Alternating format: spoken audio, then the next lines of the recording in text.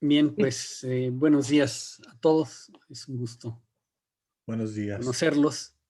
En Buenos días. primer lugar, pues me presento. Mi nombre es Manuel Ramos Curi. Y les doy un poquito una semblanza de mi currículum.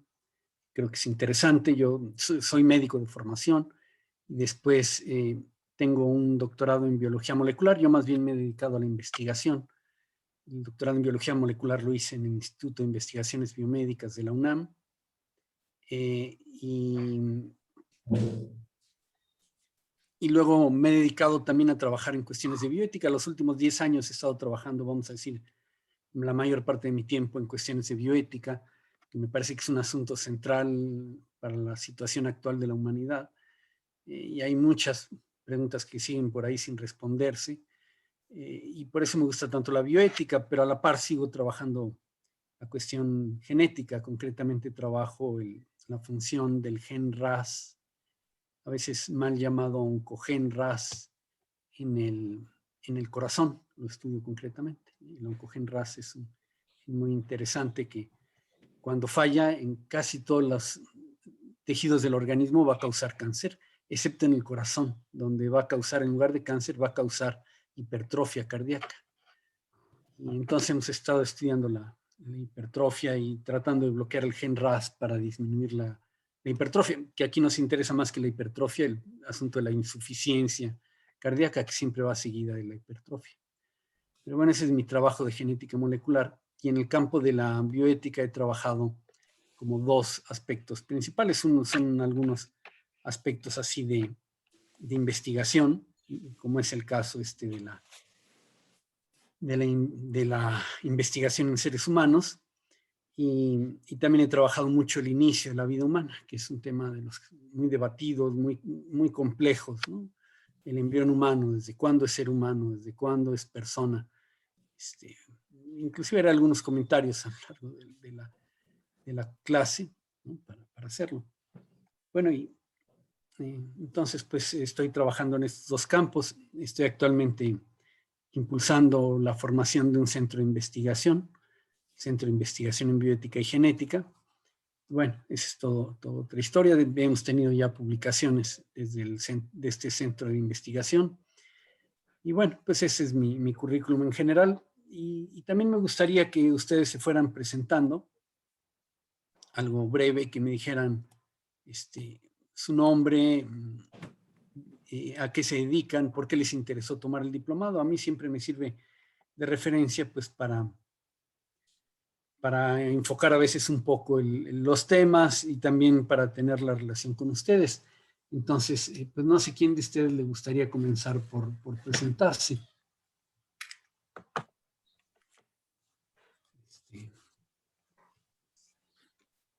Yo por aquí estoy viendo en primer lugar a Carlos García. No sé si quieras presentarte, Carlos García, pues creo que pueden abrir el micrófono. No sé si esté por ahí Carlos García.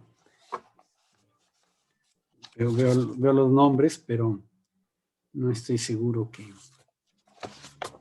estén presentes todos. Bueno, sé que están por aquí, pero si no, a ver si Erika Coronado, la doctora Erika Coronado. Buenos días, doctor. Me presento, pues, mi nombre es Erika Coronado, soy profesor de tiempo completo, investigadora en la Universidad de Valle de México, en Campus Cumbres. El propósito de entrar a este diplomado fue porque estamos armando nuestro comité de bioética y pues queremos estar preparados. De mi formación, pues yo también, bueno, no tan igual como usted, pero pues mi investigación es en ciencia básica, cáncer, inflamación, sobre todo, ver algunos productos que puedan pues ser pues tóxicos, ¿verdad?, para estas células cancerosas. Y pues sería una breve presentación. Muchas gracias. Ok, sí. Muchas gracias, doctora. ¿Ese Campo Cumbres dónde está? Por Leones, un poquito abajo. Ah, es allá en Monterrey. Nuevo León. Ah, Nuevo ok. León, sí. Ok, perfecto. Muchas gracias, doctora. A ver quién más quiere por ahí seguir.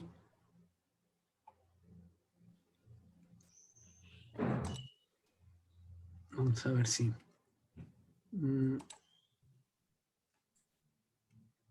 Erika Coronado. Por haber Germán Flores. Doctor. Hay que activar el micrófono. Ya, listo. Buenos días. Sí. Buenos días, ¿sí me escuchan?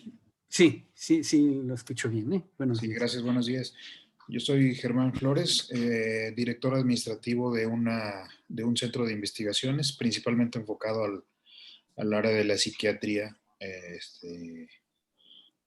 aunque también se reciben otro tipo de protocolos.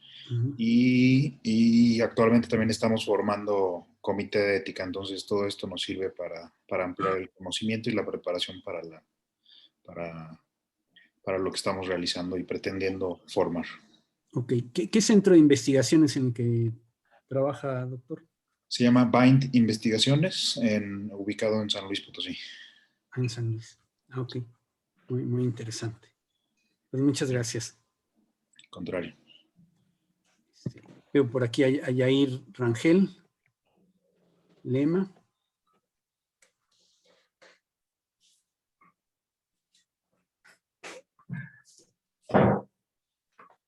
Sí, ¿me escuchan? Sí. Excelente. Bueno, mi nombre es Yair Rangel, soy psicólogo clínico, especialista en neuropsicología y trabajo en el Centro Estatal de Salud Mental en Saltillo, Coahuila, y pertenezco al Comité de Ética en Investigación y de Ética Hospitalaria. Eso es. Muy bien. Doctor Rafael Bustos, si quiere presentarse. Soy profesor universitario de la Universidad de Guadalajara, del Centro Universitario del Sur de Ciudad Guzmán, Jalisco. Actualmente soy estudiante de doctorado en bioética aplicada en la NAHUAC. Mi trabajo es sobre aplicación de los principios bioéticos en el protocolo de investigación, entonces me complementa muy bien el diplomado. Ok, muy, muy interesante. Doctora Cobos. Buenos días, mi nombre es Elisa Cobos González, soy endocrinóloga pediatra de Torreón, Coahuila, soy jubilada del Seguro Social, actualmente soy parte del Comité de Bioética del Hospital Ángeles de Torreón y soy maestra de la materia de endocrinología pediátrica en el Hospital Infantil Universitario, de aquí de la Facultad de Medicina. Ok, es en Saltillo. ¿Coahuila nos dijo? ¿Mande? ¿En Coahuila? Coahuila, sí, en Torreón, Coahuila estoy. Torreón, eso es. Y es el Hospital Infantil Universitario de la Facultad, de aquí de Medicina de Torreón. Ok, muy bien. Doctor Carlos García. Buenos días, Carlos García Alonso. Yo trabajo en el Hospital Universitario de Saltillo y soy profesor adjunto revisor de protocolos de investigación y es por eso que estoy en este diplomado para tener más herramientas en relación a las revisiones de los trabajos de los residentes. Eso es. Ok, ¿su campo de trabajo cuál es además? Yo soy cirujano general de especialista y además de trabajar en el área operativa, también en institución pública tengo cargos administrativos. Ok, muy bien, muy interesante. Luego, por ahí está el doctor Adrián Ayala.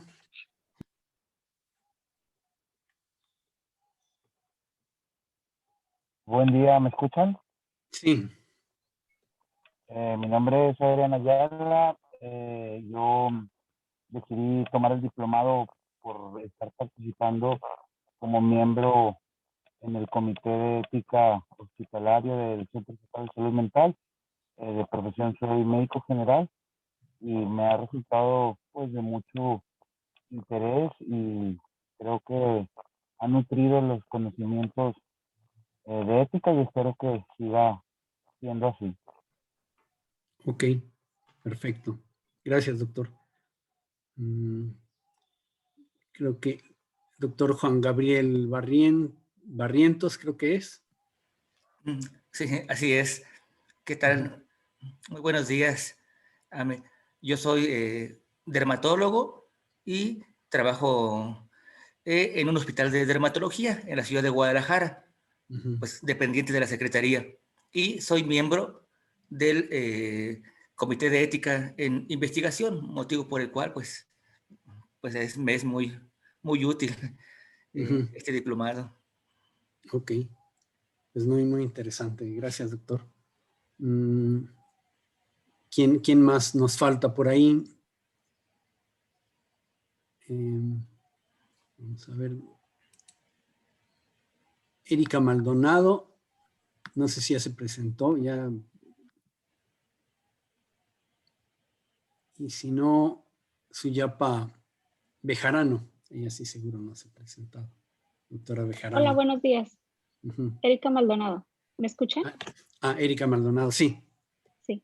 Hola, buenas tardes. Erika Maldonado, yo trabajo en investigación clínica en una CRO con proyectos de investigación.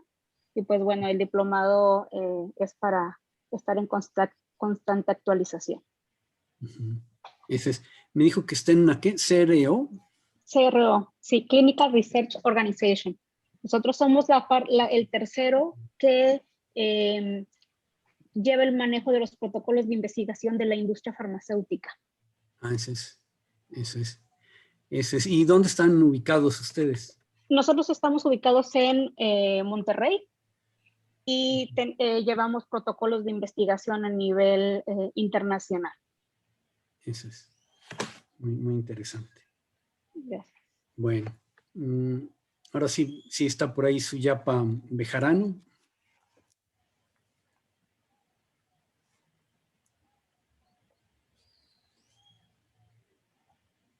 Algo que pueden hacer es, los que faltan de presentar, pueden abrir su micrófono y ya que se vayan presentando, pues lo pueden ir cerrando para que sea un poquito más ágil la presentación. Yo, Gabriela Zapata González, yo soy médico general de profesión y actualmente trabajo como coordinadora de estudios de ensayos clínicos en el Hospital Universitario de aquí de Monterrey, en el área de dermatología. Y pues tomé el diplomado para que me quede un poquito más claro todo lo que es, la normatividad en la investigación clínica. Ok, en el Hospital Universitario, ese es de la Autónoma de Nuevo León, ¿verdad? Sí. Ahí estaba el doctor Hugo Barrera en genética, ¿todavía está por ahí él? Sí, en biología molecular me parece que sí, todavía está. Todavía está por ahí. Bueno, si lo ve, le dice que le mando saludos. Yo le digo. Muchas gracias. Luego creo que Rosalba Terán. Hola, buenos días. Buenos días, doctora. Bueno, yo soy de profesión QFB y pues trabajo en una CRO también en Monterrey, Nuevo León. Y pues básicamente yo estoy a cargo de lo que es el área regulatoria y como responsable sanitario. Entonces este curso pues realmente es para aclarar todas esas dudas, porque pues la verdad el comité de ética en investigación juega un papel súper importante y pues muchas veces lo dejamos de lado, ¿no? Así como que somete a comités y pues así como que queremos la respuesta lo más rápido posible. Entonces la verdad es que es entender ese juego o ese papel importante que juegan los comités de ética. Ok, sí, eso es importante. Y, digo, yo que he trabajado en laboratorio toda la vida, conozco el trabajo de los químicos y siempre me ha impresionado mucho, ¿no? Es un trabajo muy complejo. El trabajo de laboratorio es muy difícil. Los médicos, cuando llegamos a trabajar en laboratorio, nos cuesta mucho trabajo porque es toda una ciencia, ¿no? Y es todo un arte manejar desde las micropipetas, los cultivos, en fin, todo eso es muy interesante. Muy bien, química. Vamos a ver, no sé si hay todavía por ahí alguien más. Doctora Cobos, creo que todavía no se ha presentado. Sí me presenté, soy endocrinóloga pediatra. Bien. Hacia acá de Torreón. Sí, me presenté. Perfecto. Doctor David Salazar. Buenos días, doctor Ramos. Doctor David Salazar, soy psiquiatra. Tengo una subespecialidad por mi alma mater, la UNAM, en psicoterapia. Tengo un posgrado en psicología forense y criminológica. Tengo un diplomado en psicogeriatría. Estoy aquí más por la invitación de un amigo que también está aquí, realmente, que es Yair, que es un psicólogo. Y en lo que voy tomando el curso me está gustando mucho y lo acepté para saber más, realmente. Ok, muy bien, doctor. A ver, no sé si falta alguien más o creo que ya todos los que están ahorita ya se presentaron. Creo que ya todos, ¿verdad? Ok, bueno, pues entonces daremos inicio a la clase. Creo que es muy interesante saber a lo que se dedican. Y bueno, vamos aquí a...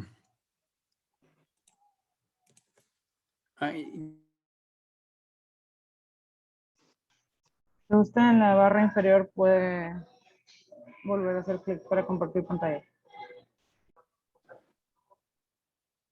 Listo.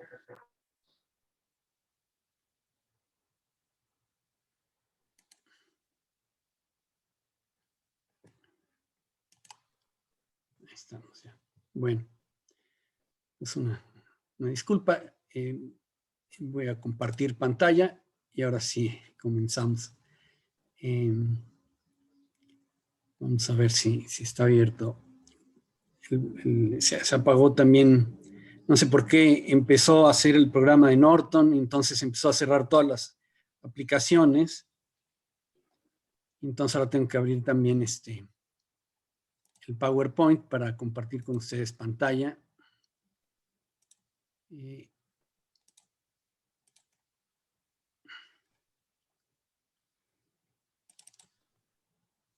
Y parece que no, pero yo digo que las computadoras son un tanto lentas. No se preocupe, doctor. Bien, pues entonces vamos a hablar de la crítica y defensa del principio de justicia en la investigación clínica. Y pues para eso hace falta hablar, me gusta remitirme a dos aspectos. El primero es un poco de historia. Hay que considerar que la bioética es una ciencia multidisciplinar. De hecho, propiamente no llega a ser una ciencia. Algunos consideran que no es una ciencia propiamente la bioética, sino que más bien es una transdisciplina o interdisciplina, es decir, vamos a tomar herramientas de diversas ciencias para tratar de resolver problemas. La bioética trata de resolver grandes problemas. Los problemas que está enfrentando actualmente la humanidad son, pues todos lo sabemos, son muy graves, ¿no? Por si fuera poco, apareció la pandemia, pero los problemas que la humanidad está enfrentando son sumamente graves. Pues lo hemos visto, todo el problema del calentamiento global, todo el problema de discriminación, hay grandes discriminaciones, sigue habiendo grandes problemas de pobreza a nivel mundial, de hambre, ¿no? En pleno siglo XXI, toda la tecnología, y seguimos teniendo todos estos problemas que no hemos logrado superar como humanidad. La ONU dedicada a trabajar más bien por intereses particulares, ¿no? En lugar de estar resolviendo los problemas reales de pobreza, de hambre, etcétera, se ha dedicado a resolver otros problemas. Bueno, y por eso es importante la justicia. La justicia está en el centro de muchas de nuestras actividades, en el centro de muchos de nuestros problemas. Y cuando hablamos de justicia en la bioética, pues es central. Ya habrán visto ustedes algunos aspectos de la bioética principialista y que ahorita revisaremos un poco. Y también vamos viendo una serie de aspectos históricos. Y por eso me gusta revisar algunos aspectos históricos, que es lo primero que vamos a hacer, revisar un poco la historia de la investigación, porque todos estos aspectos históricos, pues vemos que se cometieron grandes injusticias a grupos humanos importantes y que cada ensayo que se va a realizar, pues tiene exactamente el mismo problema. Podemos ser sumamente injustos, podemos ser sumamente podemos dañar a personas, a sujetos concretos. Yo estoy planteando actualmente un protocolo de investigación. No les mencioné, pero parte de mi formación es también, yo empecé siendo virólogo, trabajé 10 años en el campo de la virología. Por ahí comencé mi investigación y entre otras cosas, por ejemplo, en el problema actual de la pandemia, si hay algo que se ha extrañado ampliamente, es el trabajo de virólogos. Casi no hay virólogos. Yo oigo hablar en conferencias, oigo hablar a internistas, a infectólogos, a inmunólogos, y nadie entiende más a los virus que los propios virólogos. Es compleja, hay varios detalles de complejidad, y una de las razones por las que ha tardado tanto la respuesta es por falta de virólogos, de buenos virólogos. Bueno, esto venía un poco a cuento, y perdón que me salga a veces un poquito del tema, pero creo que son aspectos interesantes. Pero decíamos, bueno, y regresándome ya al tema central, que es el tema de la justicia. Para entender a la justicia necesitamos la historia. Y la bioética tiene esa gran característica. La bioética, por ser una interdisciplina, utiliza conocimientos de muchas ciencias. Entonces, por eso, ahorita que revisaremos algunos aspectos históricos, vamos a ver cómo es que son muy importantes. Y para el avance de la investigación en seres humanos, la historia juega un papel muy importante. Y para el avance de la bioética, la historia juega un papel muy importante, que es lo que vamos a revisar ahora. Y es otra ciencia. La historia nos enseña muchas cosas y nos evita tener que hacer experimentación en seres humanos. Si no existiera la historia, tendríamos que hacer mucha experimentación en la sociedad. Y por eso es tan importante la historia, porque nos enseña muchas cosas. En el campo humano hay muchos aspectos que deberíamos de retomar de la historia. Ya iremos comentando. Y con toda confianza me pueden ir interrumpiendo. De hecho, yo voy a tener abierto todo el tiempo el chat. Entonces, a veces también por el chat me pueden ir preguntando. Aquí voy a abrir. Voy a tener abierto aquí el chat. Entonces me pueden preguntar también por escrito alguna cosa con toda confianza o hacer un comentario para que sea algo más participativo. Entonces, decíamos que vamos a hablar y aquí está el programa de trabajo, estas 2 sesiones que tendremos. El día 1 hablaremos de la historia de la bioética en investigación y el día 2 hablaremos de las corrientes de bioética. Bueno, digo, del día 1 en la parte 2 hablaremos sobre todo de las corrientes de bioética y su relación con la justicia. Veremos esto, la importancia de la justicia. La justicia está al centro de todos los derechos.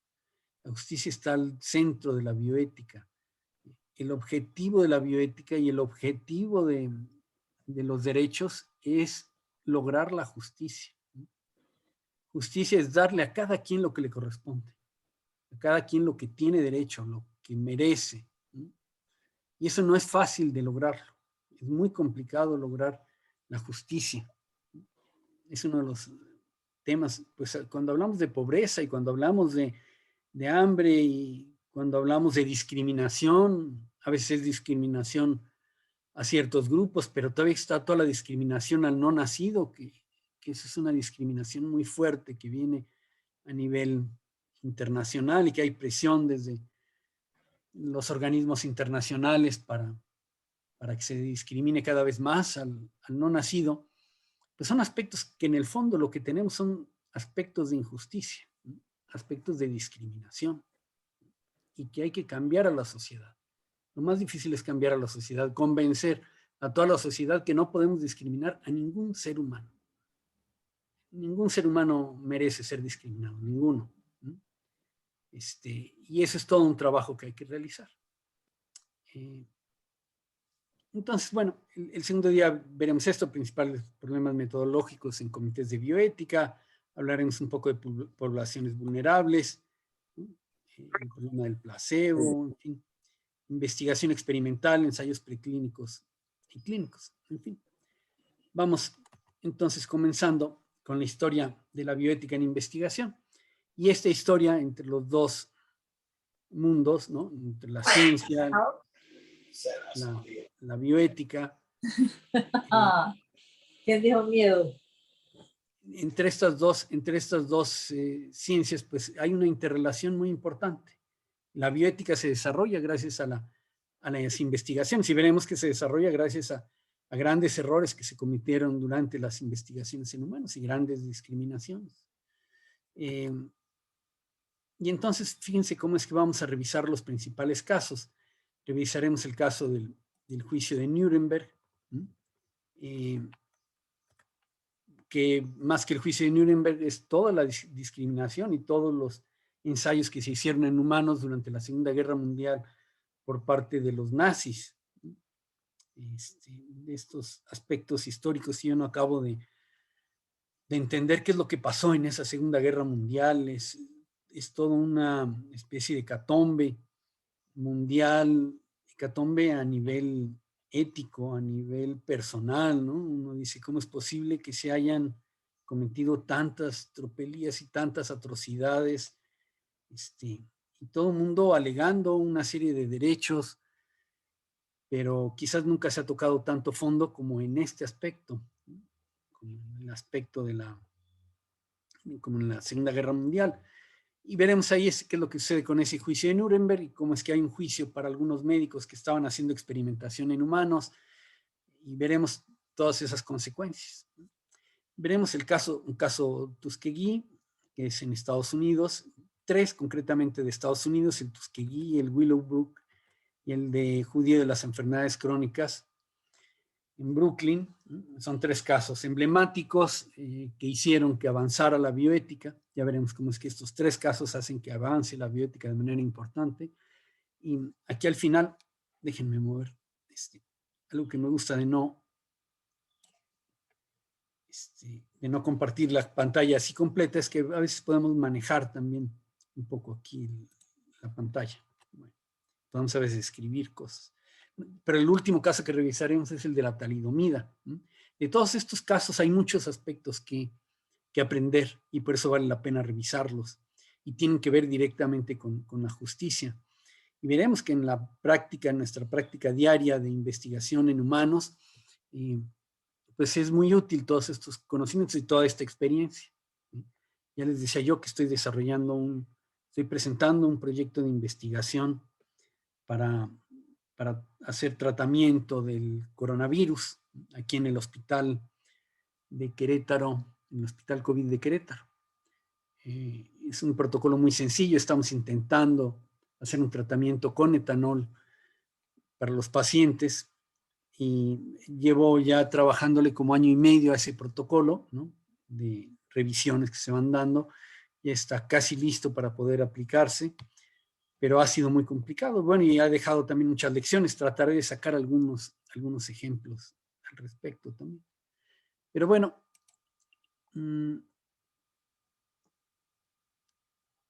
aquí cuando hablamos del juicio de Nuremberg, el primer caso que decimos, pues tiene directamente que ver con la discriminación que se dio y las atrocidades que cometieron el ejército nazi, y sobre todo en el caso de la experimentación, se llevó a juicio. Y se llevó a juicio en el juicio de Nuremberg. Regularmente la gente habla del juicio de Nuremberg, pero en realidad son los juicios de Nuremberg. A raíz de estos juicios se desarrollan 2 aspectos muy interesantes y que han sido centrales en este último siglo, al menos desde 1948 hasta la fecha. Uno fue el desarrollo del sistema de los derechos humanos y otro fue la protección de humanos en experimentación, que son los 2 aspectos que más nos interesan. Todos ellos nacieron de esos juicios. Esta fotografía pues es emblemática, es uno de los juicios. Ahorita veremos todos los juicios que se hicieron, pero aquí están el alto comando del ejército y gobierno nazi, nacionalsocialista, y aquí algunos de los jueces que llevaron a cabo este juicio. Decíamos que como resultado de estos juicios de Nuremberg, ¿no? Es más, voy a adelantar un poquitito y fíjense aquí estos juicios de Nuremberg fueron 12 juicios en realidad, no fue solamente uno, fueron 12. Un juicio contra los médicos, que es el que pongo arriba porque es el que más nos interesa, pero hay contra el alto mando, contra los ministros, ¿no? Y del juicio contra el alto mando, lo que resultó de todos estos juicios también, algo que resultó pues fue la Declaración Universal de los Derechos Humanos. Estamos viendo a Eleanor Roosevelt mostrando la carta, la Declaración de los Derechos Humanos. En esta carta se resumen todos los derechos humanos, primer Carta de los Derechos Humanos, tema muy interesante y que ha pesado mucho en el derecho a nivel internacional, ¿sí? Y que hay todavía muchísimo por hacerse en estos derechos humanos. Habría que decir que los derechos humanos están sucediendo dos extremos. Una es, por un lado, es que no se aplica, hay muchas personas en las que no se está aplicando estos derechos humanos, no se les quieren reconocer estos derechos humanos, y me parece que en ese sentido, al inicio de la vida humana, en la vida intrauterina, el no querer reconocer que es un ser humano, está haciendo que a ellos no se les apliquen estos derechos humanos a los que tienen derecho completamente. Bueno, pero ese es otro tema. Vamos a decir que tienen ese lado positivo. El otro lado negativo que tienen los derechos humanos, actualmente se abusa a veces de estos derechos humanos. Hay grupos también que han estado abusando y se quiere imponer una serie de características o de pensamiento a nivel internacional, justificándolo como derecho humano. Y entonces ahora, en base a la no discriminación, se quiere imponer una serie de normas a la sociedad. Bien. Pero bueno, esa es toda otra historia, pero que sí ha tenido un aspecto muy positivo. Indudablemente los derechos humanos son centrales en la humanidad y tienen directamente que ver con la justicia, ¿no? Bien. Entonces decíamos que vamos a revisar estos 5 casos y estábamos en el juicio de Nuremberg. Entonces, este juicio contra los médicos se les acusa de conspiración y crímenes contra la humanidad. Y eso incluyó esterilización forzosa y masiva de enfermos y pacientes normales. Y se asesinó a 300,000 enfermos, para que se den una idea. En la Alemania nazi, nadie sabe exactamente, bueno, sí se sabe por qué, las razones, pero se asesinaron a 300,000 enfermos, sobre todo de pacientes psiquiátricos. Desde antes que empezara la Segunda Guerra Mundial, empezaron a tener un programa de eutanasia, que lo llamaban un programa de higiene racial, así lo manejaban. Ahí el manejo de la información y el manejo de los medios, pues fue impresionante, todos lo sabemos. Y esta idea de higiene racial, así vendieron esa idea, hay que hacer una higiene racial, y para evitar que sigan naciendo gentes con defectos raciales, lo que hay que hacer es eliminarlos. Y entonces lo aplicaron. Digo, hoy uno historias de este tema del asesinato de los enfermos y son pues también historias auténticamente de terror, ¿no?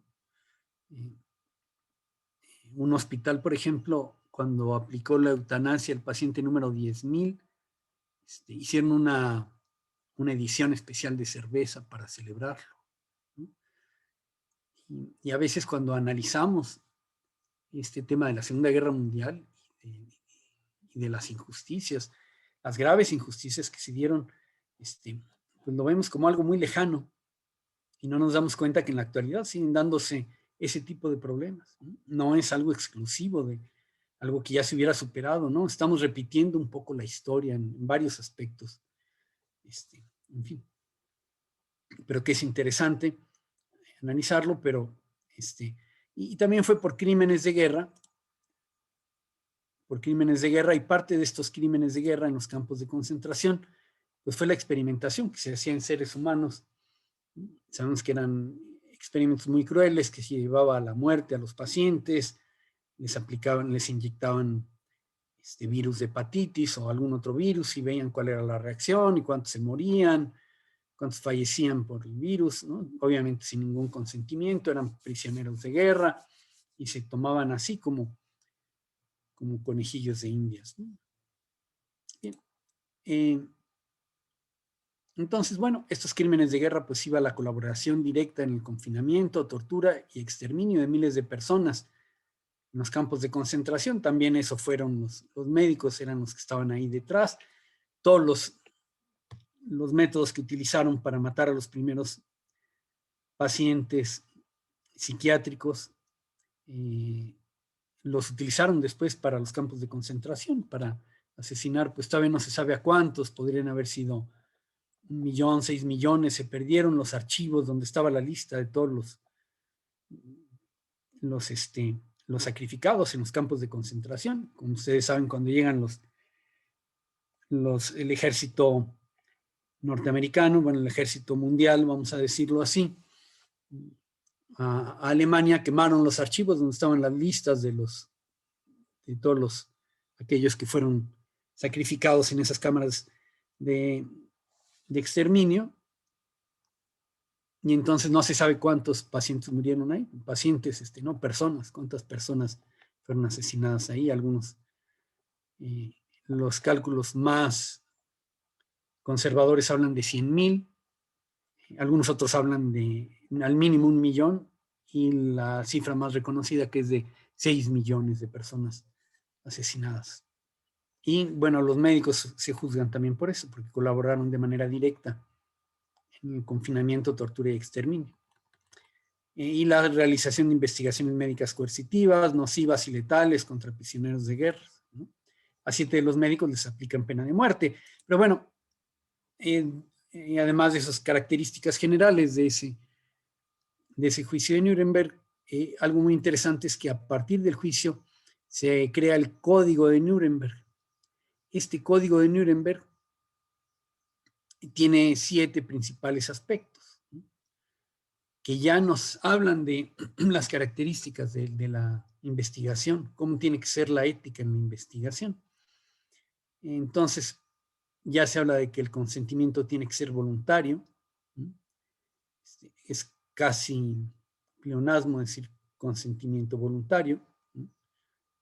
Pero bueno, ya se impone o se nombra el consentimiento voluntario, que se tiene que hacer un diseño adecuado y justificado, que no causará daños innecesarios y nunca se practicará si provoca lesión o muerte, que su riesgo no será mayor que la importancia, el riesgo que el paciente sufre en una investigación no tiene que ser mayor que la importancia del problema en estudio, tiene que estar dirigido por personal científicamente competente, el sujeto debe ser libre para poner fin al experimento, ¿no? Así se plantea. Ahora sabemos que es libre para salir del experimento, no tanto para poner fin, ¿no?, al experimento en su persona, en la idea de ellos, ¿no? Y debe finalizarse si hay sospecha de que cause daño, ¿no? Este código tuvo en general muy poca difusión y menos aplicación. Veremos cómo es que todos estos otros casos que vamos a revisar ahora, todos estos otros casos, no se cumplió ninguna de estas características, prácticamente. Y ya estaba el Código de Nuremberg. Sin embargo, eso nadie lo aplicaba. Entonces vamos a ver estos casos que son muy, muy interesantes y muy ilustrativos. La historia en ese sentido, decimos, es muy, muy ilustrativa, ¿no? Y vamos revisando estos casos. Por ejemplo, está el caso de Willowbrook, que es una escuela estatal en Nueva York, una institución para personas con discapacidad mental, y buscaban estudiar la historia natural de la hepatitis viral. Y para eso entonces, bueno, buscaban modificar o prevenir la infección. Entonces, pues se les hizo muy fácil en esta escuela para niños con discapacidad enfermarlos de hepatitis, ¿no? La enfermedad se consideraba benigna. La hepatitis así se manejaba, ¿no? Es benigna, no deja secuelas, La hepatitis A en general, vamos a decir que es benigna en general. Y decían, además tiene esa ventaja, así los niños ya adquieren la hepatitis, adquieren inmunidad para la hepatitis, pero serán vigilados por médicos, ¿no? Entonces hasta lo veían positivo. El trabajo, para que se den una idea, fue publicado en el The New England Journal. Y esos no son la excepción, ¿no? Este es un ejemplo, pero yo ahora que estuve revisando el tema por ejemplo, del uso de alcohol para la infección viral, en este caso, en el que yo estoy trabajando, pues es para el COVID. Encontré por ahí también otra investigación parecida a esta, ¿no? Igual que causaban enfermedad en los pacientes. O sea, no era algo fuera de lo común. Era común causar infección viral.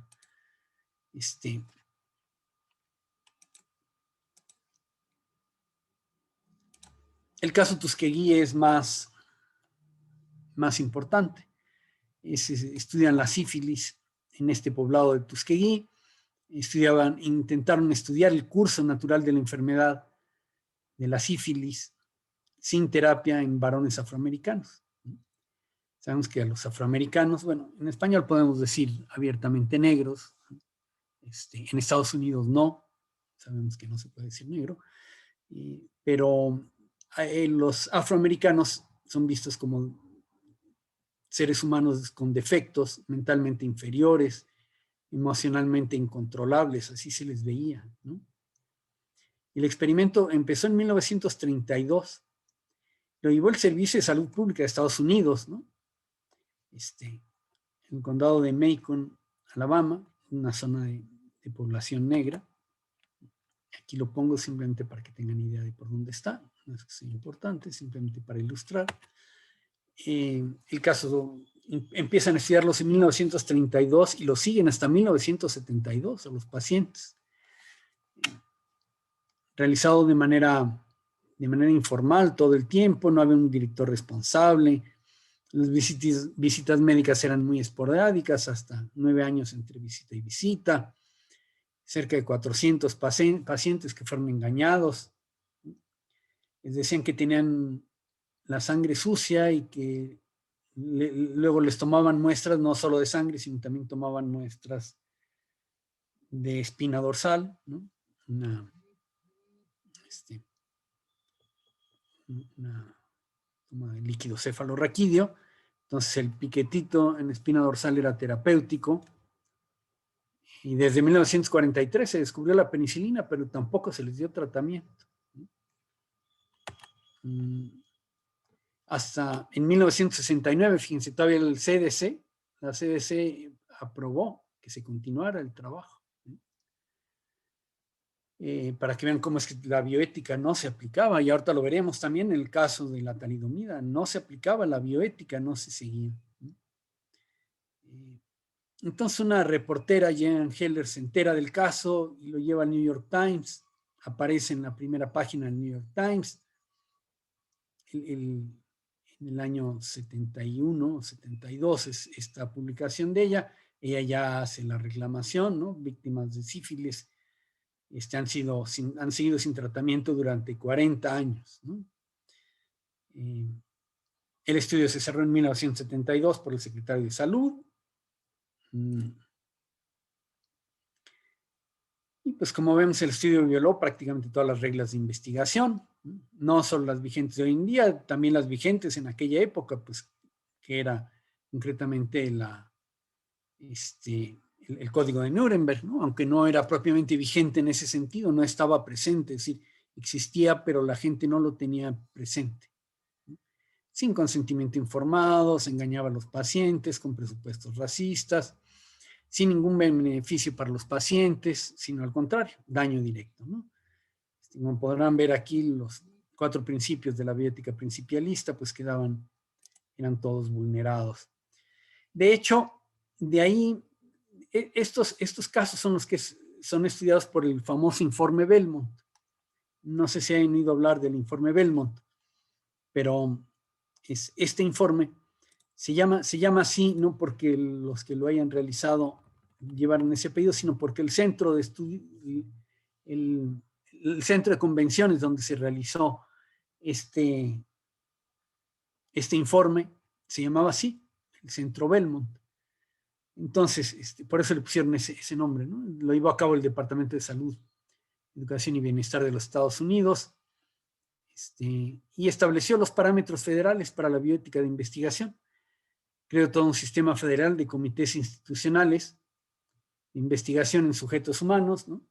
En inglés les dicen los IRBs, Institutional Revision Board, ¿no? Si ustedes han trabajado en un hospital, o si van a un hospital norteamericano, ustedes que están en el norte tienen mucho más contacto con hospitales allá, pero siempre se menciona al comité de investigación como el IRB. Bien, de ahí, a partir de este informe Belmont, pero este informe Belmont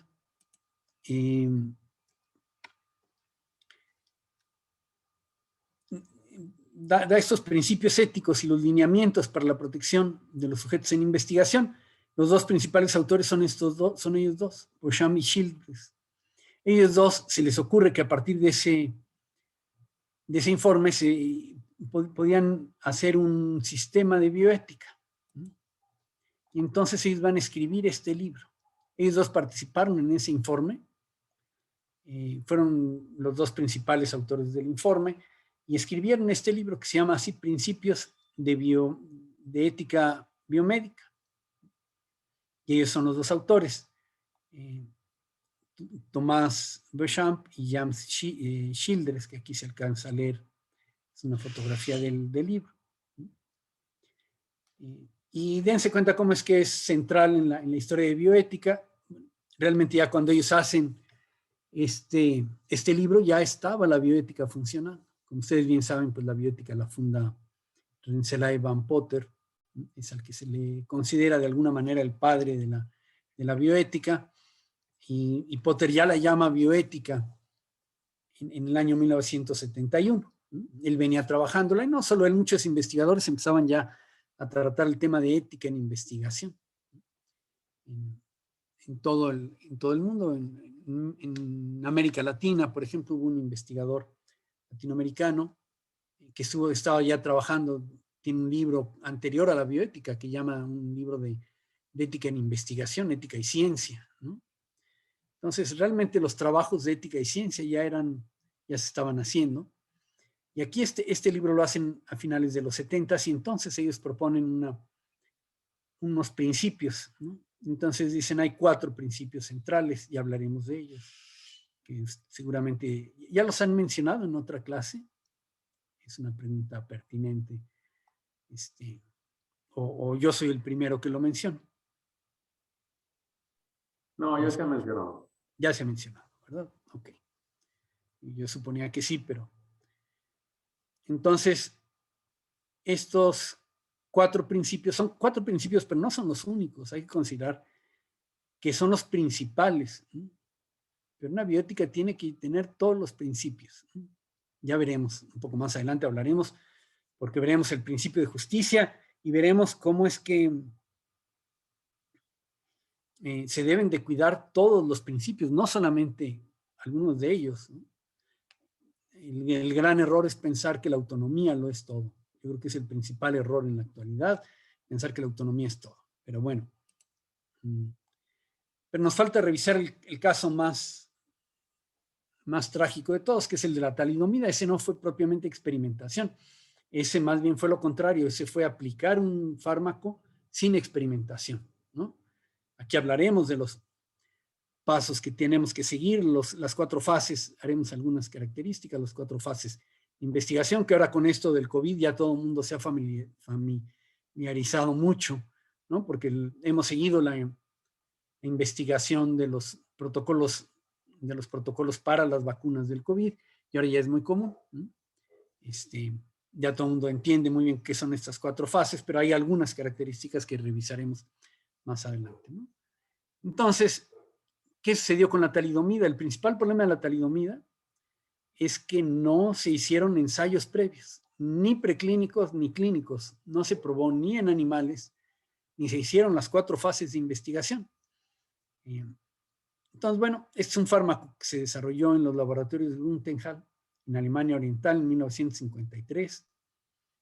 se utilizaba como sedante contra insomnio, me parece que era muy buen sedante, y como antiemético en pacientes embarazadas funcionaba también de maravilla, y decíamos, no se realizaron ensayos ni preclínicos ni de investigación clínica. Aquí la fórmula de la talidomida, simplemente como ilustración, es la molécula famosa talidomida, y luego el caso de la tragedia de la talidomida. Entonces, esta tuvo un grave efecto teratogénico en las pacientes embarazadas y causaba amelia o focomelia, ¿no? Para que se den una idea de cómo es que la bioética se manejaba en aquellas épocas, el nombre de focomelia se refiere a pacientes que tienen los brazos muy cortos y se parecen entonces a las focas. Por eso le pusieron el nombre. Focomelia, bueno, saben ustedes que la talidomida lo que causaba era eso. Amelia es falta de extremidades, para el que no tenga formación médico, o focomelia es que es el acortamiento de extremidades. En 1961 se demostró que tenía efecto teratogénico, ¿no? En Alemania y en Australia, Lenz en Alemania, McBride en Australia, y todavía hasta 1962, 63 se seguía aplicando en varios países este fármaco, ¿no? Como antiemético. Para que se den una idea, se había patentado y utilizado en 46 países con 65 nombres comerciales. Se había administrado a cientos de miles de pacientes y se calcula que tuvo efecto teratogénico a nivel mundial en más de 8,000 recién nacidos. Me parece todavía muy baja la cifra, pero no lo sé.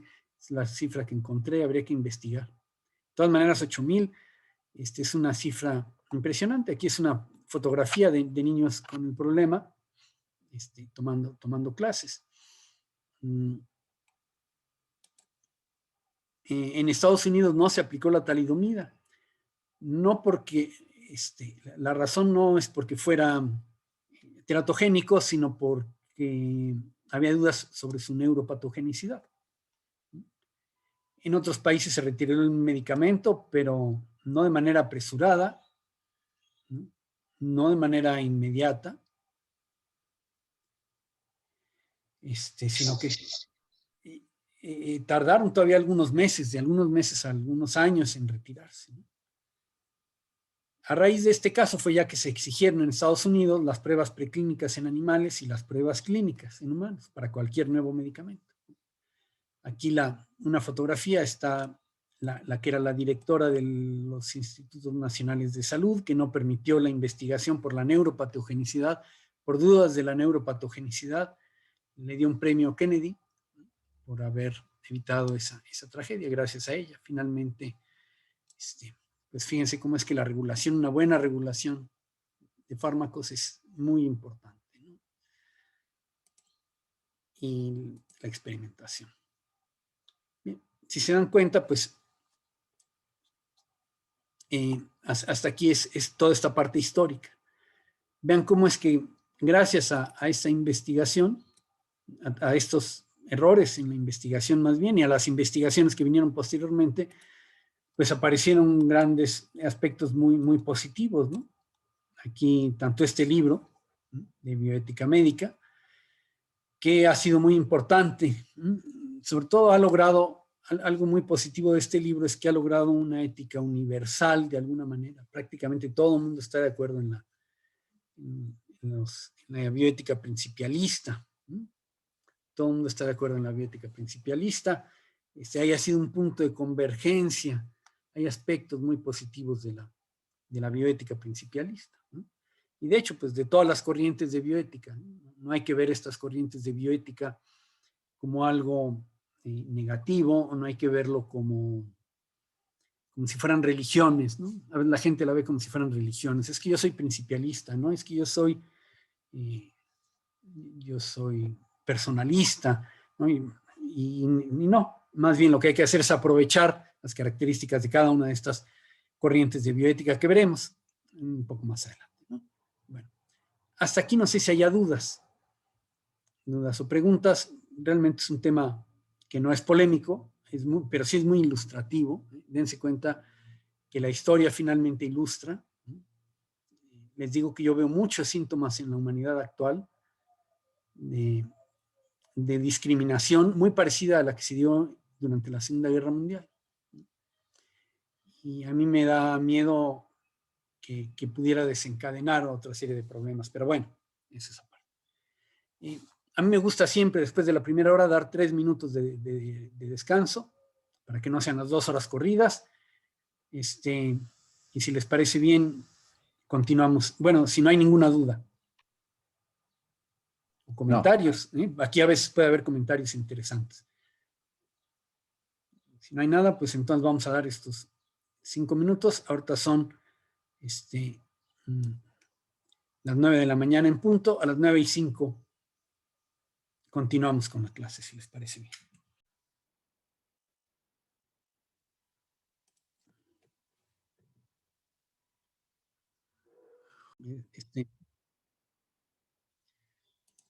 Este descanso creo que es bueno, ¿no? Cuando son 2 horas de clase en línea es pesado, ¿no? Siempre la enseñanza en línea es pesada. Creo que descansa todo el mundo y el profesor también es importante porque 2 horas al hilo hablando es pesado. Bien, entonces hablar de derecho, para hablar de derecho tenemos que empezar hablando un poco de ética. No voy a ahondar mucho en ética, pero es importante hablar de la ética. Y más si vamos a hablar de justicia, es indispensable hablar de la ética. Doctor, un comentario. Sí. Adelante, sí, doctor Juan Gabriel. Un poco respecto al tema anterior sobre la talidomida. Yo creo que es bueno comentar que la empresa de la talidomida que ¿cómo se llama? Grutenhall. No se, pues se resistió y se ha resistido a pagar, a ayudar a los decenas de niños o pues enfermos. Hay, creo, también documentales al respecto, varios. Sí. Y hasta ahorita se ha resistido a hacerse cargo de sus actos. Y eso es, pues, también parte de la investigación también actual, de los proyectos de investigación. Sí, la compañía sigue funcionando y siguen trabajando con la talidomida. La utilizan ahora para leucemia. Y es increíble. Efectivamente, todo este asunto de la compensación a los pacientes no se ha llevado a cabo, ¿no? Yo creo que si acaso en Alemania, pero eso debió de ser a nivel mundial, debió de darse esa compensación. Eso fue algo, vamos a decir, lo malo de que no hubieran probado el fármaco en Estados Unidos, es que si lo hubieran probado allá, ya los hubieran hecho ver su suerte, los hubieran hecho que pagaran. Entonces, bueno, pues uno de estos asuntos que está ahí volando todavía son documentales muy interesantes, sí, vale la pena verlos, busquen ahí en YouTube, hay varios documentales, ¿no? Entonces, bueno, decíamos, si vamos a hablar de justicia, hay que empezar hablando de la ética y de la moral, ¿no? Es importante, a mí me parece muy interesante la ética y la moral, y vale la pena empezar hablando del significado de la etimología. Entonces, ética viene de ethos y moral viene de latín, moris, en latín. Y las dos tienen el mismo significado de guarida y de costumbre. Entonces, algunos dicen que costumbre se refiere a algunos llamaban moral porque eran las costumbres que se vivían en casa, ¿no? Es la costumbre en casa. Pero a mí me gusta más la definición por el lado de guarida. ¿Por qué las dos tienen este significado de guarida, de morada? Porque la moral y la ética lo que van a hacer es proteger al ser humano, proteger a la persona, proteger a las familias.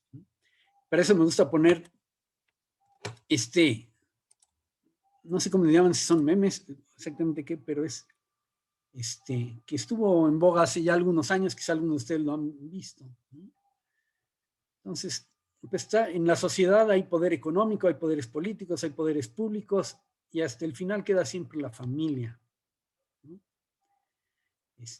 Casi esto habría, fíjense, yo creo que la forma correcta de sería esta, ¿no? El que queda abajo de toda la escala siempre es la persona, el que queda hasta abajo de la escala es la familia, ¿no? Actualmente, por proteger a los derechos de los homosexuales, que todos estamos de acuerdo en que se tienen que proteger sus derechos, se están cometiendo tropelías contra la familia, ¿no? Se quiere dañar a la familia. Por proteger a las mujeres también, al no nacido también queda ahí desprotegido, ¿no? Pues bueno, esto es algo que por eso es tan importante la ética y la moral. La ética y la moral y el derecho, lo que hacen, el derecho es lo mismo que la ética y la moral, ¿eh? Bueno, ahorita lo veremos. El derecho es lo mismo que la ética y la moral, nada más que es coercitivo. El derecho es coercitivo, ahí sí te forzo. El derecho ya es forzado. No te pregunto si quieres o no, tienes que cumplirlo. Pero la ética y la moral, por eso son la guarida, porque es el sitio donde nosotros nos protegemos. Es donde protegemos a la persona, donde protegemos al ser humano, donde protegemos a la familia, donde protegemos al paciente, ¿no? Yo les decía, este protocolo que he estado siguiendo para tratamiento de pacientes con COVID, van saliendo aspectos y más aspectos. Seguro que ustedes también tendrán esa experiencia, ¿no? Cuando tratan de hacer una investigación en humanos, pues van saliendo muchísimos aspectos muy complejos y que uno dice, no, todo eso hay que estarlo cuidando. Hasta estos detalles tan sencillos debemos de cuidarlos, porque si no cuidamos hasta el último detalle, podemos causar un daño al paciente, ¿no? Y contrario a lo que sucedió con la talidomida, actualmente sí ya hay muchos, está muy reglamentado, muy legislado todo esto, y inclusive pues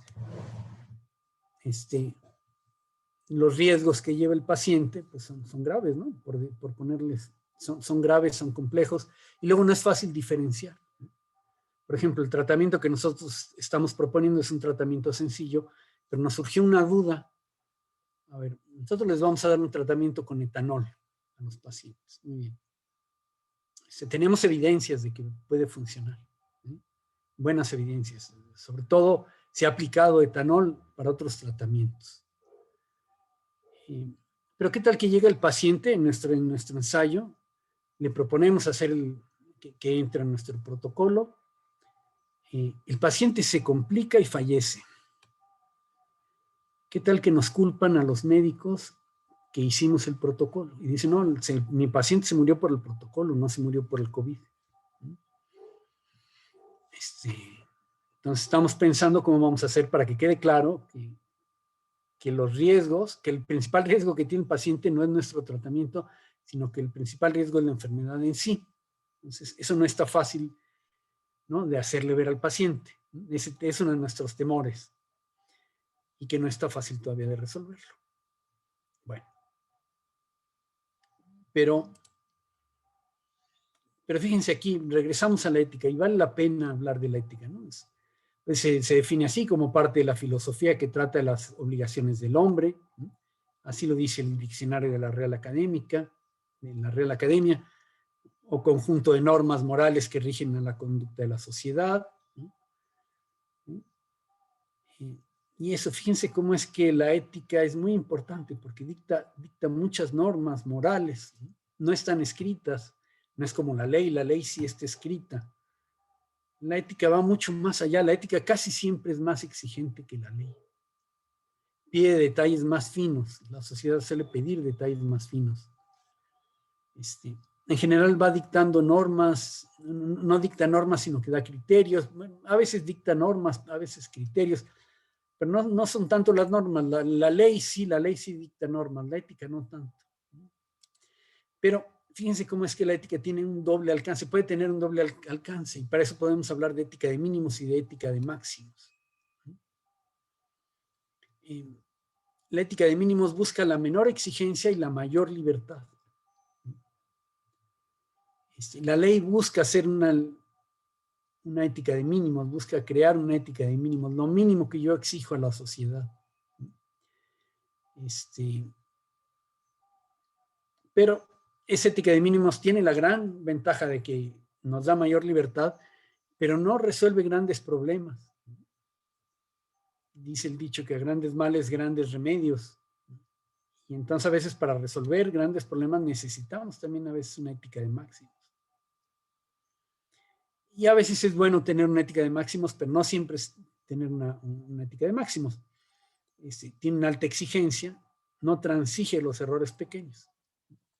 Les puedo poner el ejemplo que siempre pongo clásico de una ética de máximos, es el de Nueva York. Nueva York era la ciudad más insegura de todos los Estados Unidos. Hasta que llegó el famoso Giuliani, seguro que varios de ustedes lo conocen. Giuliani puso una ley de máximos. Y esa ley de máximos decía que cualquier delito que cometiera un individuo era motivo de cárcel. Y entonces empezó a meter a la cárcel a todo mundo. Por robarse un dulce en una tienda, cárcel. Entonces esa ética de máximos tiene ventajas, pero también tiene desventajas, ¿no? Suele aplicarse en aspectos específicos, ¿no? Esto de a grandes males, grandes remedios. Los grandes problemas de la humanidad se han resuelto solo con ética de máximos, ¿no?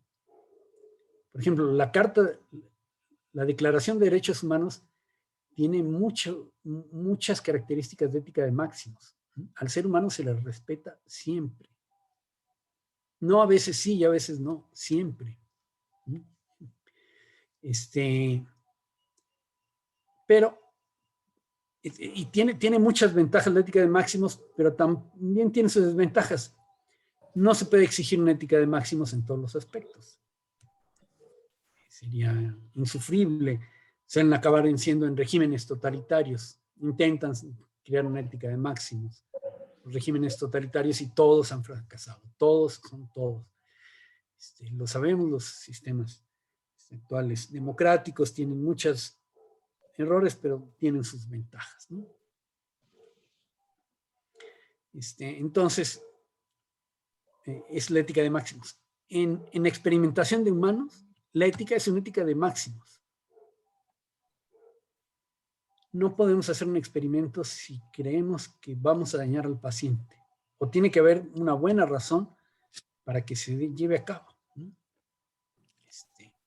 Aquí en ese tratamiento con etanol que les digo, hay un riesgo, nos encontramos con un riesgo que yo no conocía, pero el etanol a veces, simplemente el etanol, que es el alcohol común y corriente, el alcohol causa una alergia a nivel bronquial y causa broncoconstricción en algunos pacientes, en pocos pacientes. Entonces, también ese es el otro riesgo que lleva este experimento tan sencillo en humanos, tiene ese riesgo. ¿Qué tal que le damos el alcohol y el paciente presenta broncoconstricción? Yo primero pensaba, bueno, una broncoconstricción es fácil de sacar a un paciente una broncoconstricción. Y alguien me dijo, no, espérate, imagínate un paciente con COVID que ya tiene un síndrome agudo respiratorio y además le vas a poner una broncoconstricción, se te puede morir el paciente ahí. Entonces, vean ustedes, un tratamiento tan sencillo lleva ese riesgo. Entonces ya estamos viendo el modo de evitar. Solo le da a los pacientes que tienen asma. Entonces, ya con eso creemos que podemos librarlo. Tenemos ya varios aspectos ahí para resolverlo, pero bueno, lo comento como dato anecdótico, ¿no? Para que vean cómo es que ahí es una ética de máximos. No podemos darnos el lujo, ¿no? El comité de ética ya lleva 3 vueltas con el comité de ética y nos va exigiendo más cosas, y cada exigencia se da uno cuenta que sí, que llevaban razón. Si vemos ahí la diferencia entre la teoría y la práctica, ¿no? La teoría parece muy fácil hacer un protocolo. En la práctica, bueno, los que trabajan esto podrán poner ejemplos, más ejemplos que que le estoy dando yo, ¿no? Y yo, bueno, me lancé a hacer este protocolo porque me doy cuenta de la urgencia, ¿no? Que están muriendo millones de pacientes. Yo hubiera querido que saliera más rápido este protocolo porque estoy seguro que va a ser un tratamiento coadyuvante, pero bueno. Ha sido lento y tiene que ser así, tiene que ser lento porque llevamos en ética de máximos. Fíjense cómo es que no son corrientes de ética, esto de ética de mínimos y de máximos, no son corrientes de ética. todas las corrientes de bioética, ¿no? La ética general, la ley, pueden ser o de mínimos o de máximos, todos ellos, ¿no? Pero bueno, voy a regresar, o más que regresarme, de aquí entonces vamos a ver cuáles son las corrientes de bioética rápidamente. Me gusta hablar un poco de las corrientes de bioética porque son muy ilustrativas y para entender la justicia en la bioética, la justicia en general, ¿no? Vean cómo es que la justicia en general, la justicia que se aplica, o sea, dense cuenta que no estamos hablando al aire. Cuando estamos hablando de ética en general es porque nuestro paciente, los pacientes a los que vamos a hacer experimentación requieren una ética de máximos. Requieren siempre una ética de máximos. Bueno, vamos a hablar de las corrientes, sobre todo para irnos como centrando. Seguramente, bueno, lo que decíamos, ya ustedes han visto lo que son las corrientes, pero hay algunas especificaciones que vale la pena mencionar. Y sabemos cuáles son las principales corrientes. Tenemos una ética principialista que se ha vuelto casi universal, es la que más se aplica, o ética de los principios, hablaremos de ella. Una ética relativista, utilitarista, ¿no? Que es importante también, la gente le gusta mucho, porque da mucha libertad, que cada quien haga lo que quiera, que cada quien tenga libertad. Sí, pero ¿hasta dónde? Sí, pero ¿cuáles son los límites? Siempre hay límites. La ética, veremos, siempre requiere límites. Si queremos proteger a la persona humana, requerimos límites, ¿no? Así lo dice Habermas, dice, la ética lo que hace es poner límites donde no hay límites, ¿no? Para proteger, y el objetivo es muy claro, es proteger a las personas, proteger a la sociedad, proteger a los individuos, ¿no? Los estamos protegiendo, debemos estarlos protegiendo a todos. Bueno, en la ética casuística y la ética personalista, que está centrada en la persona humana, ¿no? Vamos a revisar cada una de ellas y veremos cómo es que... Doctor, ¿la ética casuista también llamada sociobiologista o es otra? Es otra, la sociobiologista no la tengo, pero la ponemos aquí. También por esto me gusta tener abierta aquí la página, pero ponemos la sociobiologista, ¿no? La casuística, es decir, la casuística quiere basarse siempre en los casos, ¿no? Y es muy útil y para fines prácticos la usamos todos. De hecho, todos utilizamos estos, ahorita veremos cómo es que todos utilizamos estos principios, todas estas corrientes de bioética, pero hay que tener cuidado, si lo puntualizamos es muy útil, que de cada corriente aprendemos cosas muy provechosas, ¿eh? Empezamos por la bioética principialista, ¿no? Que actualmente es casi universal. Se basa en esos 4 principios básicos, el de justicia, autonomía, beneficencia y no maleficencia, ¿no? Que no revisaremos muy a fondo, pues porque eso, cada clase, ¿no? Y eso ha sido muy interesante, un ejercicio muy interesante pues no sé si habrá sido del mismo doctor Arturo Vela o de todo el Colegio de Bioética de Nuevo León, de decir, a ver, vamos a revisar cada uno de los principios, ¿no? Y es interesante porque estos 4 principios son centrales en la bioética, ¿no? Son los 4 principios, sí, yo creo que todos estamos de acuerdo, son los 4 principios más importantes, ¿no? El de justicia, el de autonomía, el de beneficencia y el de no maleficencia, ¿no? Bien, son estos 4 principios. Ahí estamos revisando el de justicia.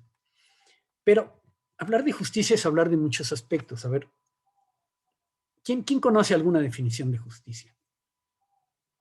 ¿Quién me da alguna definición de justicia? Equidad entre los riesgos y los beneficios para los participantes. Por ejemplo, esa es una manera muy práctica de definir, muy práctica y muy concreta de definir la justicia, ¿no? De buscarla, además para pacientes que vamos a dar tratamiento, ¿no? Esa es una manera de hablar de justicia. ¿Quién me da otra definición de justicia? A ver si por ahí, en sus clases de preparatoria. ¿Nadie más? Les doy una definición de justicia, la más universal. Justicia es dar a cada quien lo que le corresponde. Es una buena definición de justicia.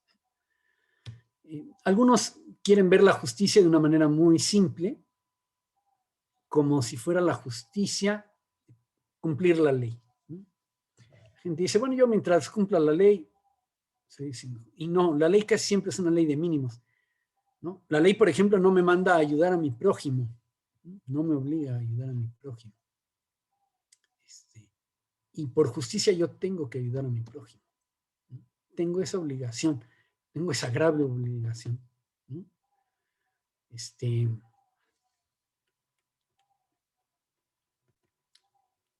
La autonomía.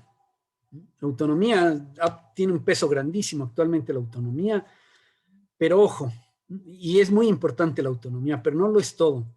El gran error de muchos principialistas es que confunden una ética autonomista con una ética de principios. Una verdadera ética de principios, y por eso me gusta la ética de principios, la principialista, porque la ética de principios te dice, son 4 principios, no es uno solo, son 4 principios. Y debes cuidar siempre los 4 principios. No por cuidar uno vas a descuidar los otros 3.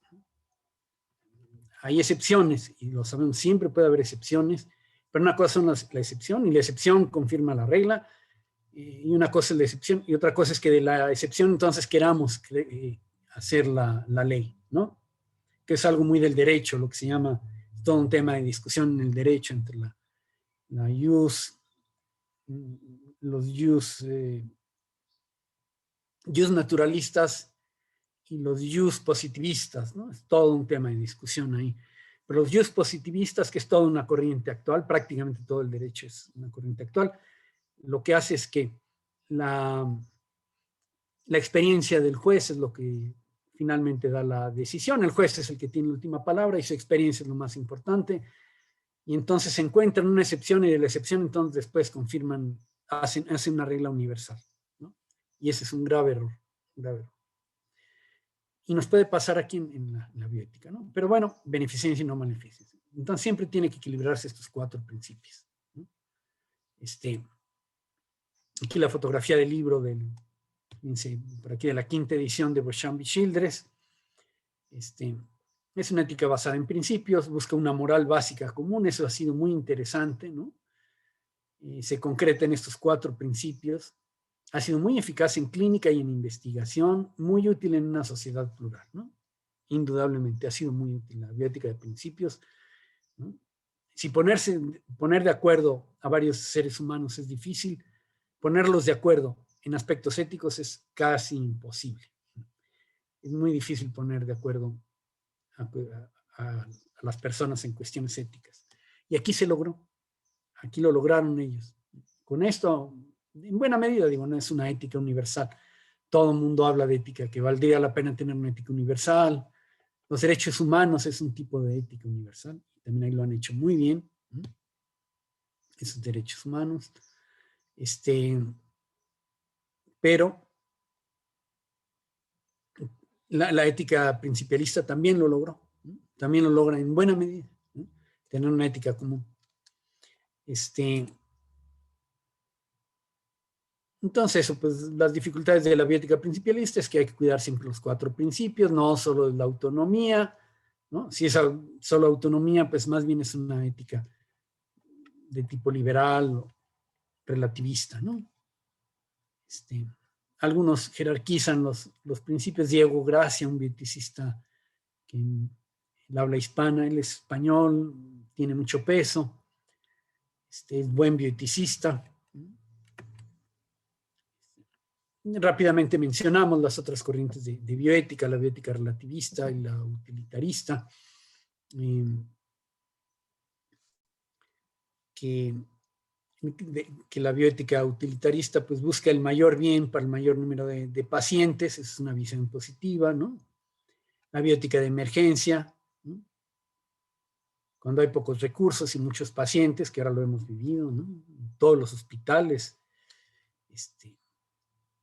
se ha hecho el famoso triage de selección de pacientes. Bueno, realmente desde antes, los hospitales del Seguro Social, que pues, se han visto rebasados desde hace muchos años por la cantidad de pacientes, pues siempre han estado haciendo ese tipo de triajes. No solo es, a veces yo decía que era bioética de guerra, y no es ética de guerra, realmente es ética a veces de hospital, de urgencias, ¿no?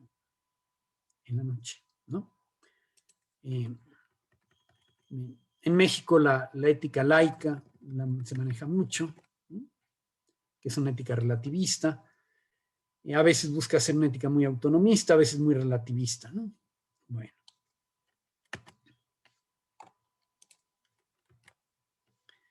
Y luego la bioética personalista, que es la de la persona humana, y ahí la persona tiene el valor supremo, la solidaridad con el más débil, cuida y afirma la persona. Voy a atender esto de afuera. Sí, yo lo atiendo, no pasa nada. Bueno. Alguien tiene abierto su micrófono. Bueno, cuida y afirma a la persona por sí misma, nunca acepta utilizar a las personas como medio, a partir de valores humanos básicos, siempre hay que cuidar a la persona como fin. Y aquí cuando hacemos experimentación, hay que cuidar a la persona. Respeta la dimensión biológica del hombre, nunca actúa contra ningún ser humano. A mí me gusta poner este mural, es un mural que está allá en Chile. Creo que ahora estoy confundiendo, no sé si fue Orozco o Rivera, yo creo que fue Orozco. Lo expatriaron en algún momento de México, entonces fue a Chile y allá hizo este mural, en una zona donde había habido grandes terremotos, una ciudad que se llama Chilla. Él hizo este mural. Entonces me gusta mucho lo que dice este mural, tiene aquí una brújula y dice aquí, el ser humano, el hombre es nuestro mayor tesoro. Y una brújula. La biótica de la persona humana no va a resolver grandes problemas, no va a resolver algunos problemas concretos, pero siempre nos va a estar dando la orientación. Nos va a estar orientando siempre. Cualquier experimento que hagamos, debemos de cuidar en primer lugar a la persona, al paciente. Si no estamos cuidando al paciente, a la persona, estamos haciendo las cosas mal. Entonces eso siempre hay que tenerlo presente. Una persona es un individuo de la especie humana, único y irrepetible, libre, con intimidad que solo él conoce, capaz de amar y ser amado, dotado de conciencia psicológica y moral, con sentido de trascendencia. Y a mí me gusta mucho la definición de Boecio: persona es sustancia individual de naturaleza racional. Que yo lo resumo diciendo de manera muy sencilla, es un individuo,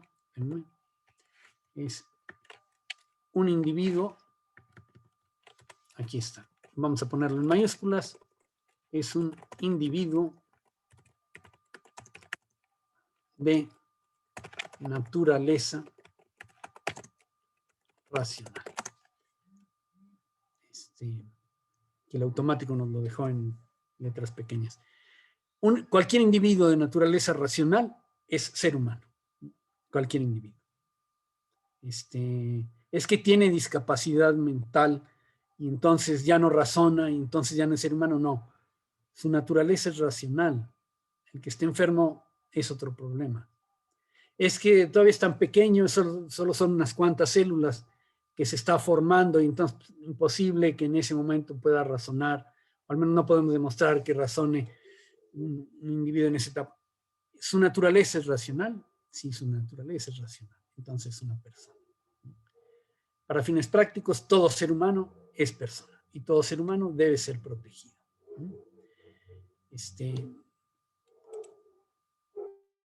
En fin, toda esta bioética se basa en la dignidad humana, que no nos detendremos a hablar de ella porque ya es el fundamento de todos los derechos humanos, son importantes esta dignidad humana. Pero fíjense, es tan importante este asunto de la persona que un investigador que se llama Joseph Seifer dice: el destino de la medicina y de la misma humanidad depende del modo de entender a la persona y su dignidad. Toda la medicina y la humanidad dependen de entender la dignidad humana, dependen de entender al ser humano. Por eso es tan grave todo este discriminación que se da actualmente a los más débiles, que son estos, los seres humanos en etapa prenatal y los seres humanos en etapa terminal, es muy grave, ¿no? Porque el destino de la humanidad depende, ¿no?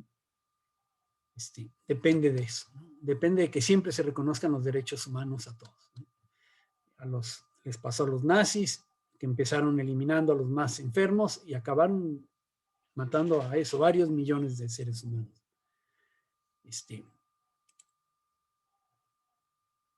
Interesante en México la bioética personalista y los derechos humanos. En 2012 cambió de garantías individuales por derechos humanos, que son reconocidos humanos, reconocidos por el Estado. México reconoce todas las leyes que haya firmado tratados con el mismo nivel que la Constitución mexicana. Entonces es importante tenerlo en cuenta. Hay leyes, además de las leyes que rigen a la bioética y a la experimentación en humanos, también rigen las leyes internacionales. ¿Qué ejemplos? Pues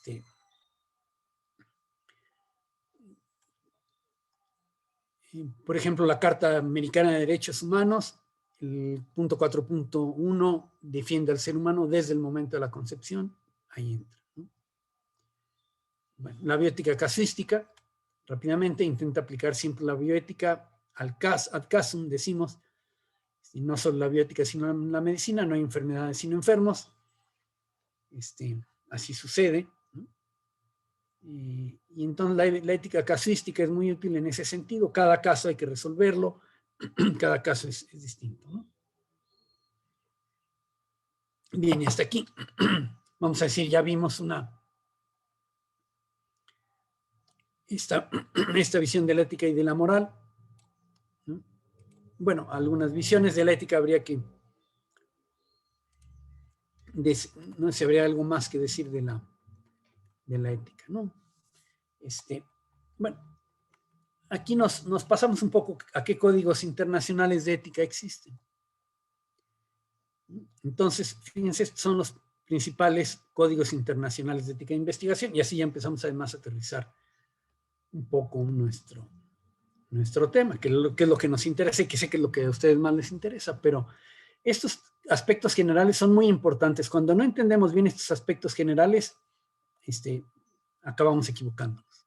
Bien. Pero, ¿qué códigos internacionales hay? Bueno, está la Declaración de Nuremberg, la Declaración de Helsinki, que fue de junio del 64. Esta se dio, fíjense, a raíz justamente del caso de la talidomida, ¿no? A nivel internacional. Y se han hecho 5 revisiones. En Venecia, en Tokio, Hong Kong, Alemania y Edimburgo, ¿no? Ha crecido de 11 a 37 párrafos. Y es algo que debe conocer todo el mundo que quiera hacer investigación en humanos, debe conocer estas declaraciones, ¿no? La guía de buenas prácticas clínicas, ¿no? Aquí ya pondremos algunos ejemplos que se ha ido equivocando. No los vamos a revisar a detalle, daremos algunas de sus características generales, pero vale la pena conocerlo, ¿no? De Nuremberg ya dijimos sus principales características, no hace falta hablar más. De la Declaración de Helsinki, es de 1964, ¿no? Y ahí se va diciendo que el bienestar de la persona que participa en la investigación debe tener siempre primacía sobre todos los otros intereses. Igualmente, fíjense, ahorita solamente vamos a revisar de manera general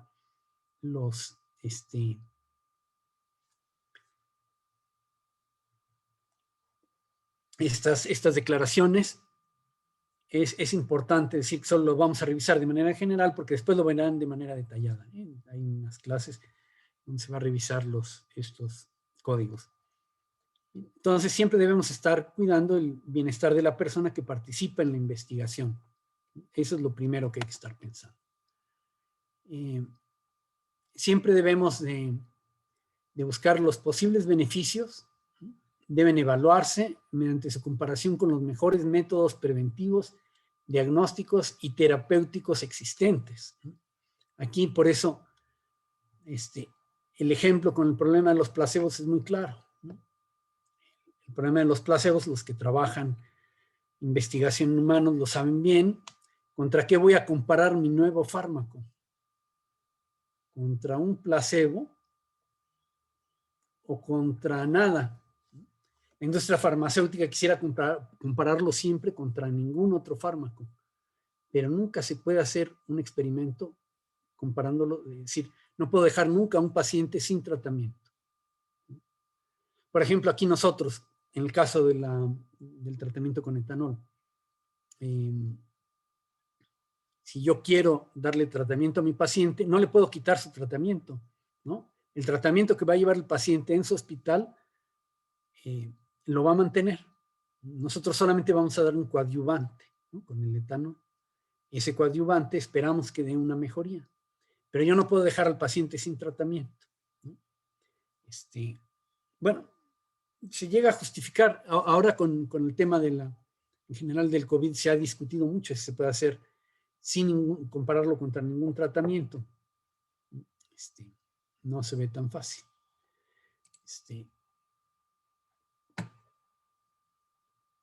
Y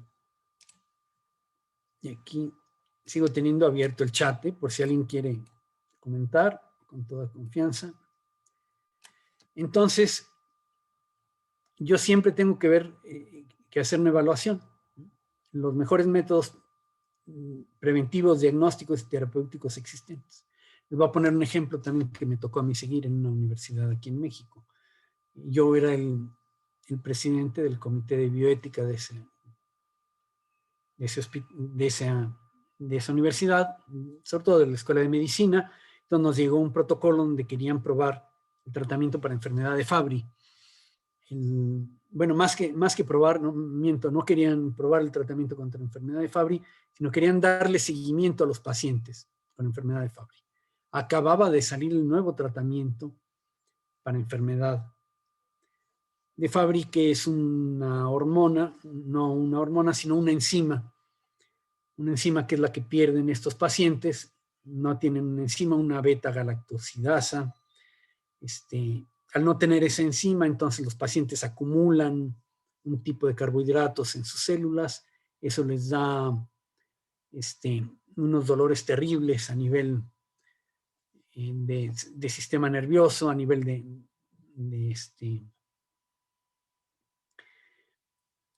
a nivel de extremidades, les da insuficiencia renal, etc. ¿no? Entonces, querían hacer ese seguimiento de los pacientes, pero aquí en México todavía no llegaba el tratamiento.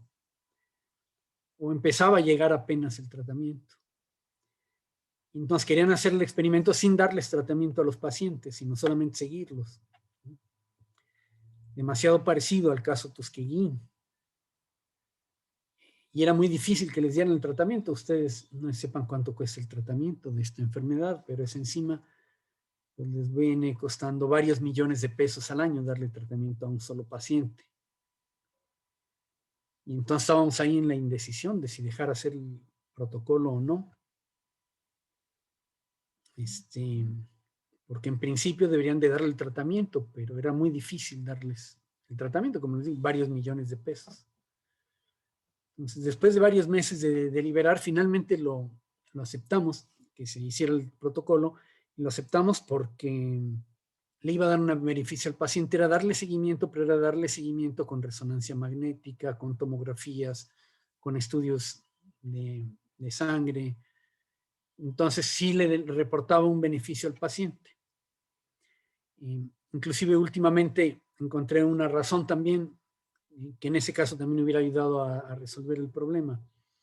Y es que a veces lo ideal es hacerlo contra el mejor, fíjense aquí cómo es que lo estamos diciendo. Cuando tú haces un ensayo tienes que compararlo contra los mejores métodos de diagnóstico y terapéutico existentes, pero a veces se puede justificar si en tu país no existe esa terapia, porque es muy costosa, se puede justificar, hay que revisar al caso, ahí entra la ética casística, se puede revisar al caso, pero se puede justificar que no tenga la terapia ideal si en el país no se tiene. Si en el país no se tiene. Si sí se tiene, siempre se tiene que hacer contraste. esto, se puede utilizar un placebo o ningún tratamiento en estudios para los que no hay procedimientos preventivos, diagnósticos o terapéuticos probados, ¿no? En caso del COVID, por ejemplo, se justificaba hacerlo contra ningún tratamiento, porque seguimos, para fines prácticos, seguimos sin tratamiento contra el COVID. Bueno, fuera de la cortisona, digamos que es casi el único tratamiento que está funcionando. Todos los demás, cloroquina no sirve para nada, citromicina no sirve para nada, indometacina no sirve para nada. A veces encontraban ahí me parece que el ritornavir disminuía de 15 días a 11 días de estancia hospitalaria. La mera verdad, a mí eso me parece que no sirve tampoco. Más bien me parece que son manejos estadísticos. Entonces ahí se podría justificar, ahí en algunos hospitales se justificó hacer algunos tratamientos contra placebo. Pero por ejemplo, nosotros lo que hacemos en nuestro protocolo es que dejamos que el médico va a llevar el tratamiento normal, el ordinario. Bueno, les dan todos esos medicamentos, ¿no? Son los que están ahorita usando en clínica, con todo y que efectivamente no sirven para nada. El tratamiento que le dé el médico en su hospital, nosotros no tenemos ninguna opinión. El tratamiento que les vamos a dar será lo que se llama un tratamiento coadyuvante. Vamos a comparar qué tal funciona como un tratamiento coadyuvante, ¿no? Bueno, sí les sirven estas, creo que son buenos, ¿no? Estos ejemplos que les voy dando, pero ustedes díganme, ¿no? Me pueden decir a través del chat. Creo que son casos interesantes y que les van a servir a ustedes de comparación. Los que están trabajando en comités de bioética, pues siempre los ejemplos ayudan. Entonces, regularmente lo mejor es dar tratamientos contra los mejores métodos existentes, ¿no?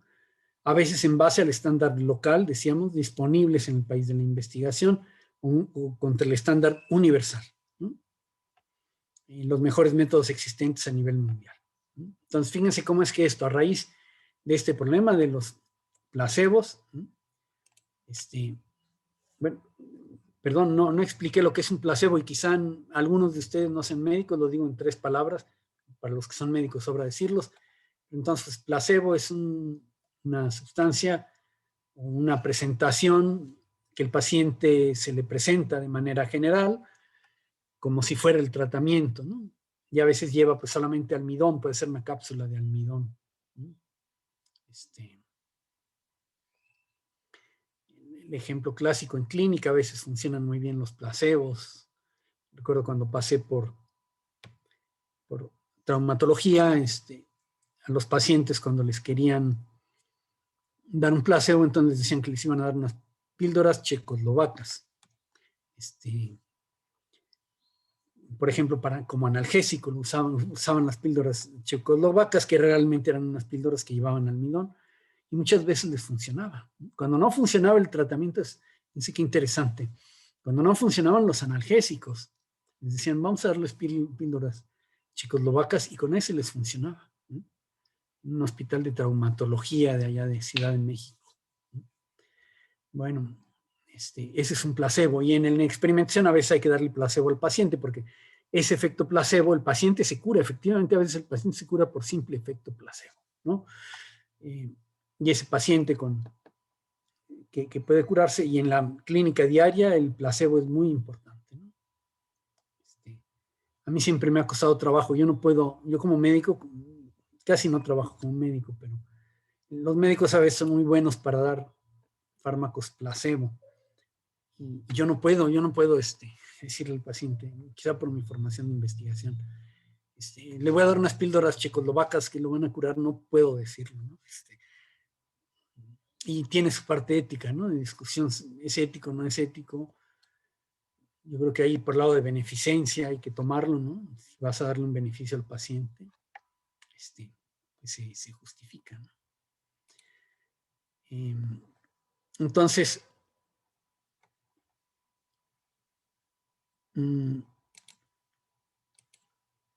Vamos a ver aquí, ya no sé, me perdí un poco en qué transparencia voy. Ya también veo que nos quedan 10 minutos, pero todavía muy buenos, ¿no? Ese es el problema de los placebos. Entonces, fíjense, con el problema de los placebos,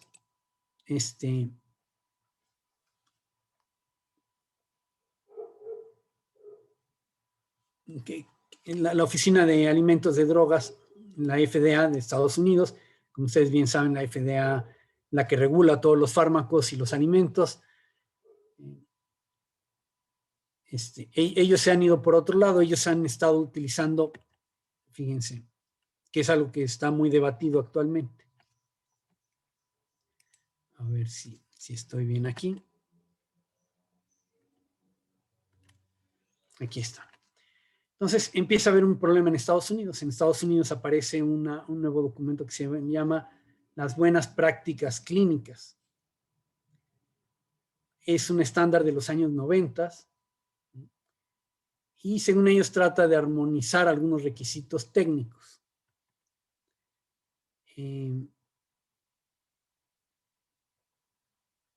Y esta nueva declaración en Estados Unidos quieren cambiar o han estado cambiando la FDA, la declaración de Helsinki la ha estado cambiando por las buenas prácticas clínicas. Y ese es un error porque las buenas prácticas clínicas, por ejemplo, sí acepta que se utilicen placebos aunque existan tratamientos mejores. Ese principio de las buenas prácticas clínicas a nivel internacional no se acepta, ¿no? De hecho, en Estados Unidos se ha dado como una doble moral, ¿no? Fíjense cómo es que estas buenas prácticas clínicas reemplaza a la declaración de Helsinki. Y entonces en Estados Unidos ese principio, ¿para qué utilizan ese estándar de las buenas prácticas clínicas? Ese lo utilizan para los países extranjeros.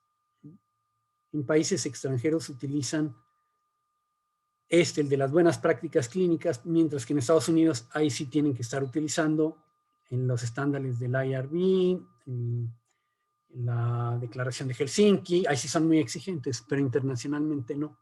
Entonces, bueno, los que trabajan en comités de bioética de investigación en hospitales deben estar muy alertas, porque a veces les quieren pasar protocolos que lo que tienen es, lo que están cuidando son las buenas prácticas clínicas, y entonces hacen ensayos contra placebo que no está permitidos. Es muy común que lleguen protocolos. Cuando me tocó trabajar en el Hospital G.A. González de la Ciudad de México, nos llegaban muchos protocolos internacionales con muchas deficiencias, que lo que querían además era solamente hacer promoción de su fármaco, ¿no? Querían promover su fármaco. Acuérdense que muchas veces a nivel hospitalario llegan protocolos, por ejemplo, llegan protocolos de antibióticos, ¿no? Un protocolo multicéntrico para decenas de hospitales, un nuevo antibiótico.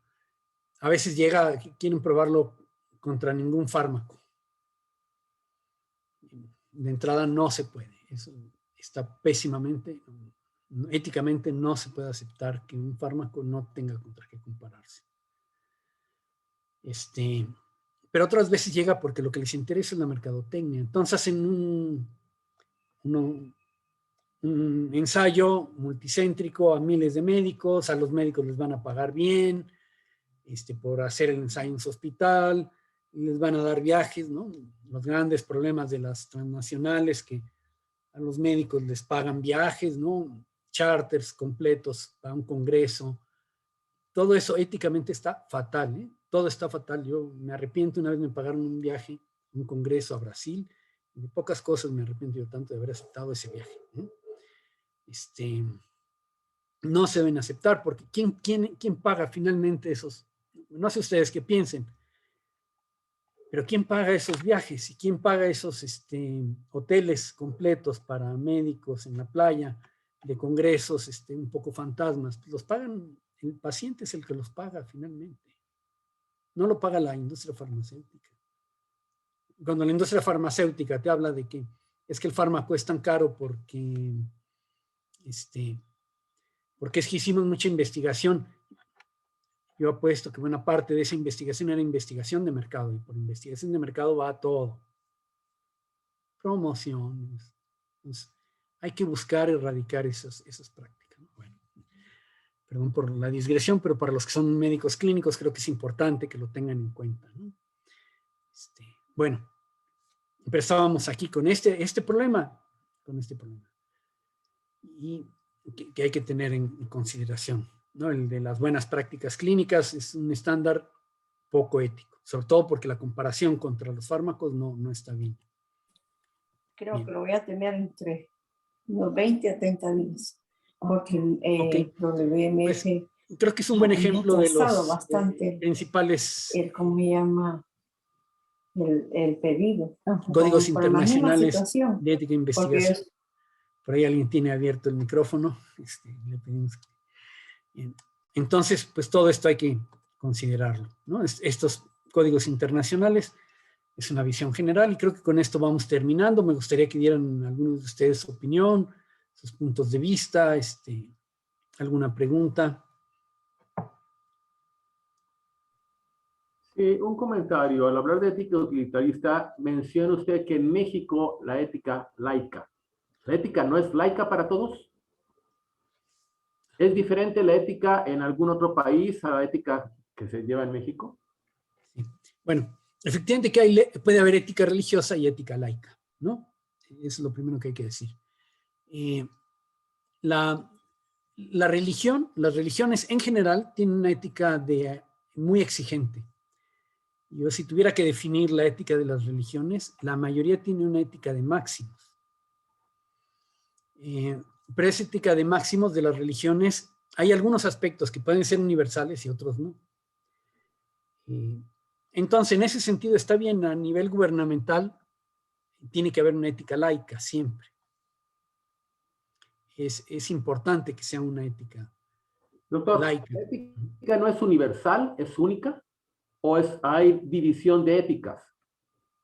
Laica, religiosa, partidista, política, ¿así existe la ética? ¿O es una sola ética?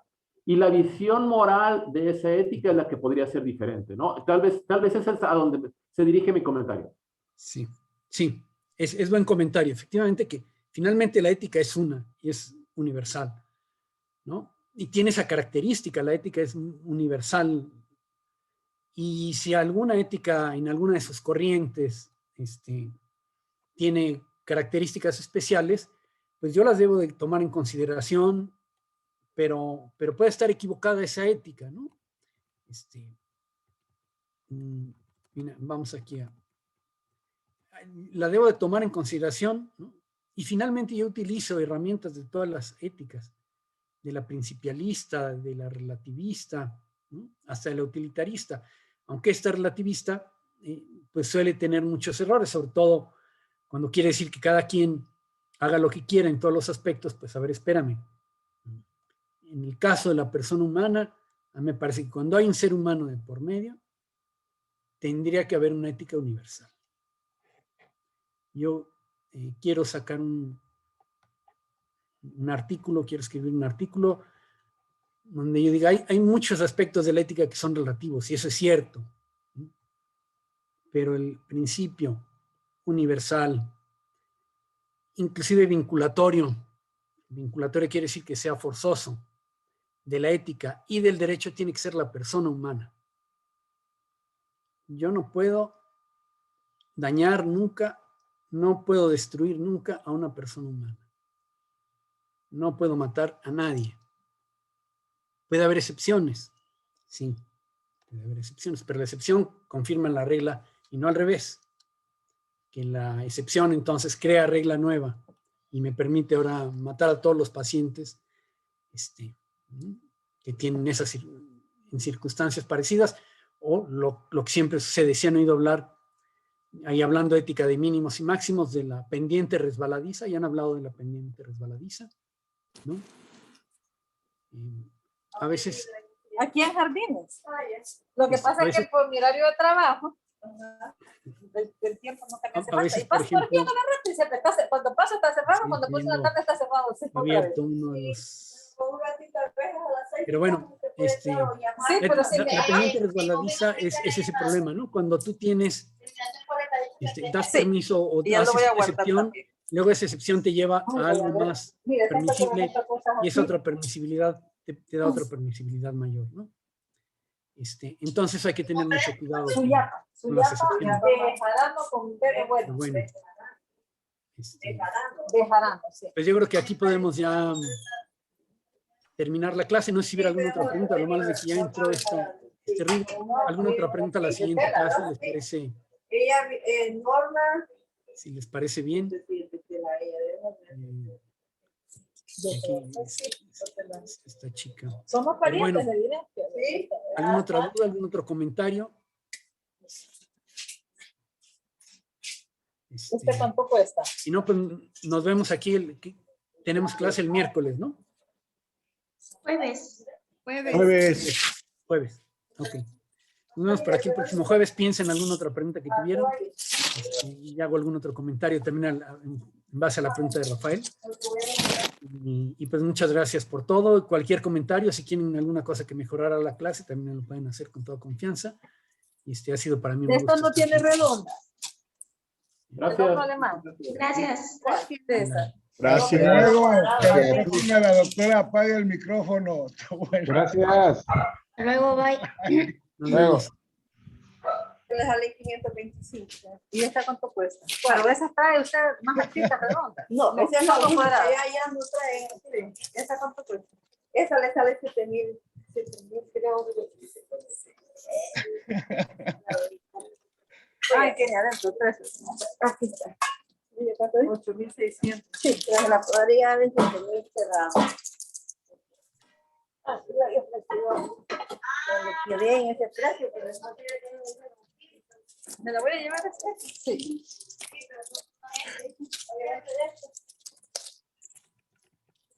¿500 cuánto me dijo? Sí, acá es la orden. Gracias.